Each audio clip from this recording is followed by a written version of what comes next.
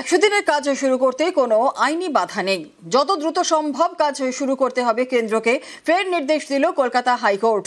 100 দিনের কাজে রাজ্যের বকেয়া টাকা মেটানো নিয়ে 4 সপ্তাহের মধ্যে কেন্দ্রের জবাব তলব করেছে ভারপ্রাপ্ত প্রধান বিচারপতি সুজয় পাল এবং বিচারপতি পার্থসারথী সেনের বেঞ্চ।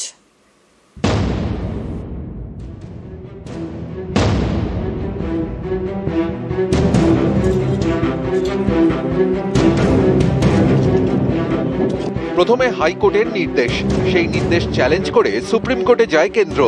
সেখানে ধাক্কা খায়। হাইকোর্টের নির্দেশ বহাল রাখে দেশের শীর্ষ আদালত, অর্থাৎ পশ্চিমবঙ্গে চালু করতে হবে 100 দিনের কাজ। টাকা দিতে হবে কেন্দ্রকে। কয়েক মাস আগেই বকেয়া মেটানোর দাবিতে কলকাতা হাইকোর্টে মামলা করে রাজ্য। শুক্রবার ভারপ্রাপ্ত প্রধান বিচারপতি সুজয় পাল এবং বিচারপতি পার্থসারথী সেনের বেঞ্চে ছিল সেই মামলার শুনানি। এদিন ভারপ্রাপ্ত প্রধান বিচারপতি বলেন, 100 দিনের কাজ শুরু করতে কোনো আইনি বাধা নেই, যত দ্রুত সম্ভব 100 দিনের কাজ শুরু হোক। এদিন আদালতে রাজ্যের আইনজীবী কল্যাণ বন্দ্যোপাধ্যায় বলেন, 100 দিনের কাজে রাজ্যের এখনো বকেয়া 4600 কোটি টাকা। তখন ভারপ্রাপ্ত প্রধান বিচারপতি বলেন, এ নিয়ে 4 সপ্তাহের মধ্যে কেন্দ্রকে হলফনামা দিয়ে জানাতে হবে। 100 দিনের কাজ কেন্দ্রীয় সরকারের প্রকল্প, গরিবের আয়ের বড় ভরসা। দুর্নীতির কারণ দেখিয়ে 2022 সালের মার্চ থেকে পশ্চিমবঙ্গকে এই প্রকল্পে টাকা দেয় না কেন্দ্রীয় সরকার। পাল্টা বিজেপি দাবি করে 100 দিনের কাজের টাকা আসলে তৃণমূল নেতাদের পকেটে ঢোকে। দুর্নীতির কারণেই টাকা দেওয়া বন্ধ করেছে কেন্দ্র। জল গড়ায় কলকাতা হাইকোর্টে। গত 18 জুন হাইকোর্ট নির্দেশ দেয়, 1 আগস্ট থেকে পশ্চিমবঙ্গে 100 দিনের কাজ চালু করতে হবে কেন্দ্রকে। এই নির্দেশকে চ্যালেঞ্জ করে সুপ্রিম কোর্টে যায় কেন্দ্র। সেখানে তারা ধাক্কা খায়। হাইকোর্টের নির্দেশ বহাল রাখে শীর্ষ আদালত। এদিন ফের একবার কেন্দ্রকে 100 দিনের কাজ দ্রুত চালুর নির্দেশ দিল কলকাতা হাইকোর্ট।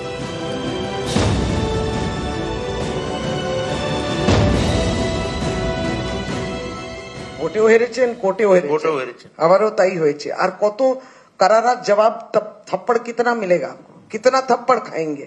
निर्लज्ज সাধারণ মানুষদের বঞ্চিত করেছেন, রাজ্যকে বঞ্চিত করেছেন।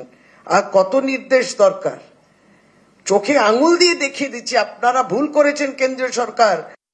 আদালত 100 দিনের কাজ চালানোর নির্দেশ দিয়েছে, তার সঙ্গে সঙ্গে এটাও বলেছে যে 100 দিনের কাজের টাকার হিসাব দিতে হবে। বলে দিয়েছে যেখানে যেখানে দুর্নীতির বিরুদ্ধে তদন্ত চলেছে তদন্তগুলো চলবে। ওই রায়টাই স্ববিরোধিতায় বলা। গরিব মানুষ বঞ্চিত হচ্ছেন, 100 দিনের টাকা পাচ্ছে না। আমরাও তো 100 দিনের টাকা চাই। 11,000-এর বেশি তো আমাদের প্রার্থীও জিতেছে। নিউজ 18 বাংলা।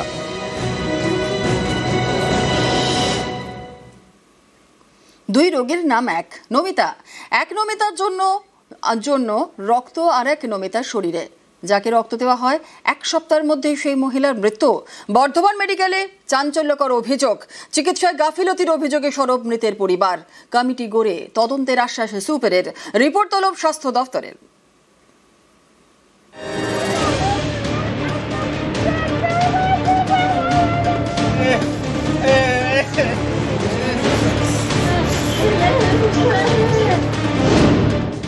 ভুল রক্তে রোগীর মৃত্যু।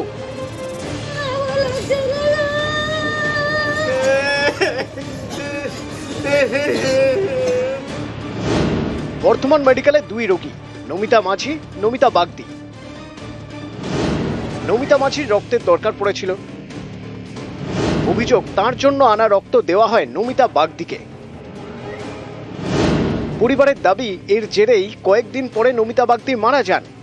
নমিতা মাঝির রক্ত নমিতা বাগদিকে দিয়েছে না, আমরা রক্ত চাইনি, আইনেও দিইনি। অন্য পেশেন্টের রক্ত দিয়েছিল, সেই জন্যই মারা গেল। তো ফেরত দিতে পারবে না, যে মেয়েটা আমাকে ফেরত দাও, তা তো দিতে পারবে না।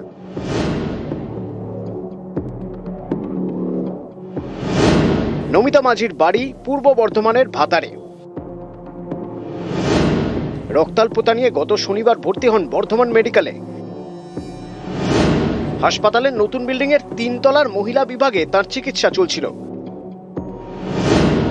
একই ওয়ার্ডে ভর্তি ছিলেন পূর্ব বর্ধমানেরই আউশ গ্রামের বাসিন্দা নমিতা বাগদি। সাপে কাটার চিকিৎসা করাতে গত শনিবার নমিতা মাঝিকে রক্ত দেওয়ার কথা। তার জন্য বি পজিটিভ গ্রুপের রক্ত আনা হয়। অভিযোগ, সেই রক্ত দিয়ে দেওয়া হয় নমিতা বাগদিকে, যার ব্লাড গ্রুপ এ পজিটিভ। পরিবারের দাবি, রক্ত দেওয়ার পরেই শরীর ফুলতে শুরু করে নমিতা বাগদির।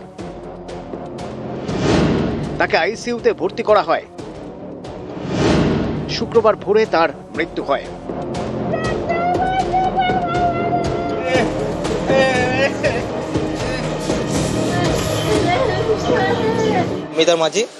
নমিতা মাঝি ব্লাড তোমার নমিতা বাগদি আমার মাকে দিয়েছে। তারপর পেশেন্টের হাত মাত সব ফুলে যাওয়া একাকার, আইসিতে ভরেছে। রক্তটা তোমার ডাক্তারই দিয়েছিল। এবারে ওরা বলেছিল নমিতা টাইটেলটা যদি বলতো তাহলে আমরা বলতাম আমাদের রক্ত নয়। নমিতা মাঝির রক্ত নমিতা বাগদিকে দিয়েছে। না, আমরা রক্ত চাইনি, আইনেও দিইনি। অন্য পেশেন্টের রক্ত দিয়েছিল, সেই জন্যই মারা গেল। তো ফেরত দিতে পারবে না, যে মেয়েটা আমাকে ফেরত দাও, তা তো দিতে পারবে না। বর্তমান মেডিকেলে চিকিৎসায় গাফিলতির অভিযোগে সরব মৃত নমিতা বাগদির পরিবার। এ নিয়ে হাসপাতাল কর্তৃপক্ষকে লিখিত অভিযোগ জানানো হয়েছে। যেহেতু এটি সাপেক্ষাটা রুগী, এটি পোস্টমর্টম হবে। যে মারা গেছেন তার ছেলে অভিযোগ করেছে যে একটা চিকিৎসার গাফিলতির অভিযোগ করেছেন। সেটার জন্য আমি একটা এনকোয়ারি কমিটি করব। এনকোয়ারি কমিটি ব্যাপারটাকে সমস্ত এনকোয়ারি করে আমাকে রিপোর্ট দিলে প্রয়োজন মতো আমরা সেটা ঊর্ধ্বতন কর্তৃপক্ষকে জানাবো। পূর্ব বর্ধমান থেকে ক্যামেরায় সন্দীপ পালের সঙ্গে শরদিন্দু ঘোষ, নিউজ 18 বাংলা। নিজের নামে কোটি কোটি টাকার সম্পত্তি, শ্বশুর শাশুড়ি এবং স্ত্রীর নামেও সম্পত্তি, কিন্তু এত সম্পত্তি বেতনের সঙ্গে খাপ খায় না। এই অভিযোগে গ্রেফতার কলকাতা পুরসভার অ্যাসিস্ট্যান্ট ইঞ্জিনিয়ার পার্থ চোংদারকে গ্রেফতার করেছে রাজ্য পুলিশের দুর্নীতি দমন শাখা।